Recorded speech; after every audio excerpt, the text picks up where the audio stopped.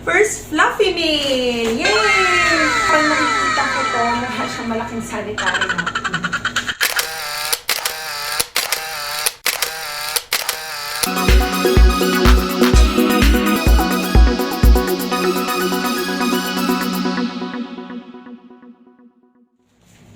From ECOBUM! Ayan yung in-order ko nung nag-sale sila. Oh, laki pala nito. Ayan, so, in-order ko to. Ayan. Sobrang na-excite ako, diba? Pakita ko na sa inyo. Ayan. So, pakita ko lang sa inyo itong in-order ko. Cloth Diaper. Ito yung in-order ko nga from ECOBUM. Ayan, so ganyan siya. Buksan ko lang. Okay, so ito yung tinatawag nila na inserts. There. Ito yung design na nakita ko.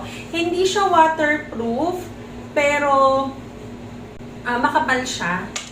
So, at the same time, ito yung inserts. Ayan, pakita ko siya sa inyo. Okay, so bali ganyan yung na-order ko na diaper, ganyan lang siya. And then after that, i-attach mo lang ito. Ayan, ito yung heavy nighttime soakers, kung tama yung pagkakatanda ko. Alright, so ito yun Medyo inaaral ko pa siya up to this time. So I just really uploaded this one. For those who are just starting, hindi pa umu-order, clueless ano ba yung makikita nila. So ito talaga, as of this moment, kabubukas ko lang nito, i-explore ko siya, lalaban ko siya. So ganito siya, ito pala siya. Parang feeling ko pag nakikita ko to, mukha siyang malaking sanitary napkin. So, ganun yung shape niya. Pero yung tela niya para siyang lampin. Ganun yung texture niya. Tapos ang kapal. Ang kapal niya. Okay, so ayun, nighttime soaker. Nakalagay dito, it's nighttime soaker. Okay, so turuan ko kayo kung paano i-assemble tong ECOBUM Cloth Diaper. So, ito yung loob niya. You now have here the insert. So, makikita nyo dito yung mga button. And meron din dito. So, itong button na to, lagay mo siya dito. Ayan. And after that, next mo to, yung inserts na to. Ito yung pang heavy, how do you call this? For heavy wetter yata. Okay. So, ayan. So, ipatong mo siya dyan. That's the reason kung bakit talagang pang night duty to or heavy duty to sa gabi. And at the same time, ayan, meron ulit button dito. Ikakabit mo naman siya dito sa another button. Like that. Okay. Alright. So, ayan. After that, this is the time na lalagyan mo na si baby.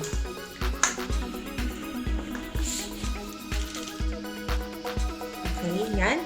So, lagay mo lang ito doon sa desired mo na fit. So, sa case na to, ayan, fit dito kay baby. Alisin dito. And this hanggang dito. Okay siya. Tapos, so, may nauna na kaming video dito na suot niya yung isa ko pang na mine. So, ipapakita ko dito ngayon kung paano, gaano siya ka-comfy na nakakapaglaro pa siya. Ayan, ganyan. Alam niyo naman, struggle ang pagda-diaper sa baby. Ayan, okay.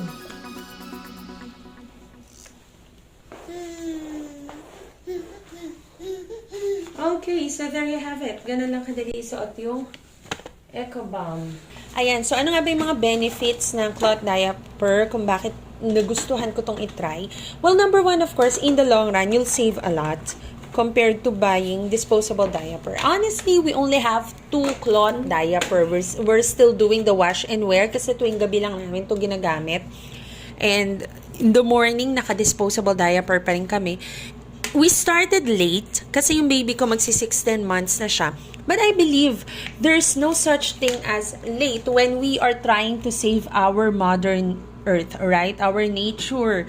So, really, using cloth diaper will make you reduce the waste all over, not just in the Philippines, but all over the world.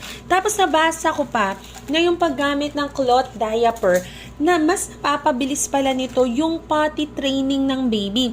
Why? Kasi yung baby, hindi na dry yung feeling niya. So, the baby will have the urge to call the attention of the parents na he is wet na.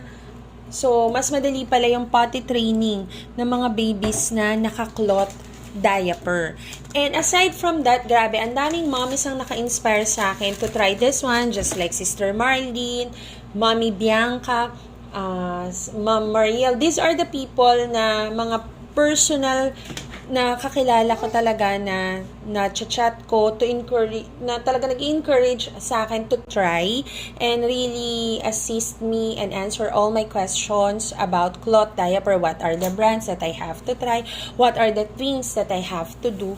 So, sobrang naging madali naman yung pag-i-start sa akin compared siguro if no one is helping me. And ayan, aside from that, you can see that my baby just play around, move around, and he looks so comfortable. Now, in this video, I will also show you some of the clips kung saan vinidyohan ko lang siya together with my eldest na naglalaro. He's so comfortable using cloth diaper considering that this is his first time. And for me, upon looking at him, feeling ko nga parang, oh my God, okay lang ba? Nakaka-move ba siya? Parang ang kapal-kapal nung nasa puwet niya or what. Pero, you know what? Looking at him, he's so comfortable. So, that is why all the moms out there, I'm really encouraging you to give this a try.